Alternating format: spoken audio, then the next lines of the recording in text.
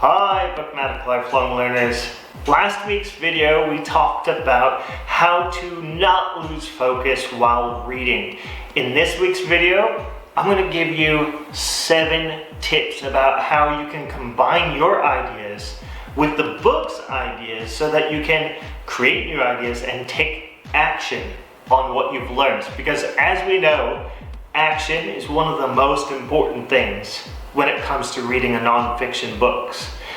What is your purpose when you're reading the nonfiction book? How are you going to apply it in your life? These are some of the most powerful tools that you can have. So let's get into the 7 tips.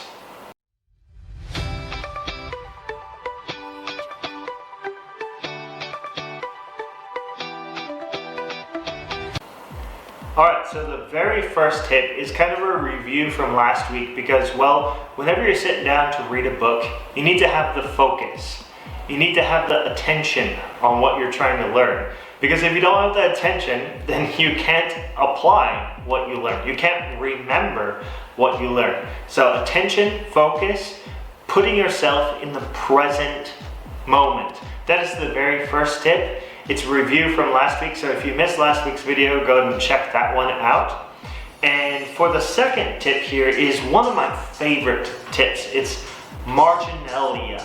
Marginalia is taking your pen and writing down in the margin of your book the thoughts that come to your mind, the questions that come to your mind. Because if you're not thinking or asking questions while you're reading a book and you're not writing them down, then you're not doing it right. So you have to be writing these things down. And one of the things that I personally do is I immediately write down my thoughts or my questions in the margin. If I don't do it immediately, most likely I will forget to do it later because, well, partly while reading the book, a bunch of ideas come into my mind. Ideas even sometimes unconnected to what I'm reading. Hopefully they're connected. Maybe they're ideas from other books, right?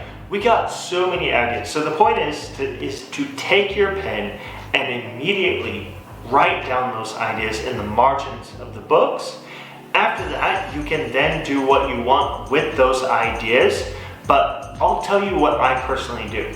This is the next tip, is taking your ideas, your marginalia, your questions, and putting them into a doc. On my phone, usually I open up Google Docs because that one's you can access anywhere on the laptop or on the phone. So I put all my ideas in there. It's what I call the idea document or something like that. Something similar, you can name it whatever you want. And that's where all of the possible ideas go to where I can experiment on those ideas later. So I have them all saved in one place, which is really, really handy, especially if you don't remember every single thing. You can always go back to your document and try to experiment. And that leads to the next point, which is having your big goal. So whatever your big goal or your objective is in your life, so whether you're trying to launch your own business, whether you're trying to get better at your job, whatever it may be, think about all the different goals that we have in our life and how your ideas that you've written in your document apply to that. So you're gonna make a little plan, make a little goal, and try to experiment on those ideas. Pick and choose wisely, of course, because we don't have all the time in the world. Choose wisely. Choose wisely what you want to experiment on, which is actually the next point, experimentation. So you've got all your ideas written down. You can refer to them anytime. You've got your big goals that you're working towards, and you want to take those ideas that you've written down from the books you've read and your own ideas and try to play with them. See what works, see what doesn't, which goes to the next point, which is repeat, or reflect. Repeat is the last point. So anyway, you're going to reflect on what you've experienced with your experiments, if that makes sense. And what I mean by reflecting is, if you've got a journal, if you've got a notebook, or even a Google Docs, whatever it may be, daily you can open this thing up, and for about 10 minutes, maybe 15 minutes a day, you can start journaling and just writing anything that comes to your mind.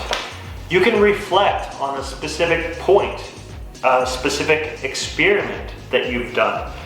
Here, this thing comes in very handy, because when you're just letting your ideas flow, you're writing all your thoughts down, you can then look back on that the next week and see, okay, this is what I've done well, this is what I need to improve on, and this is maybe something extra I need to do in order to reach my objective. Okay, so that is a very powerful structure for you. And then of course you're going to repeat the process. That's the very last step here, is repeat. You know, you're not going to just stop after you've decided, okay, this experiment went very well, and then you stop. No, you're going to repeat the process with new ideas. And like I said before, pick and choose wisely, because you only have a limited amount of time. So we need to pick and make sure that everything aligns with the objective, with the big goal, with the thing that we are working towards, with the North Star, whatever you want to call it there. You're working towards that objective, and each small step you take every single day is going to help you get closer to that objective. Closer every single day. So repeat the process. All right, so that's it for the 7 tips that I have for you today to combine your ideas with the book's ideas and then take action on them. So let me review real quick for you. It's focus. Number 1 is focus. Number 2 is writing your ideas down in the margins of the books, Marginalia. Number 3 is idea documentation. So writing down all your ideas in one document, then choosing which ones best fit with the big goal, which is number 4. Number 5 is experimenting on the ideas that you think will work best. Number 6 is reflect. So daily reflection, writing in your journal for 10, 15, 20 minutes, however long you want to do. And last one is repeat the process on something new or something reorganized.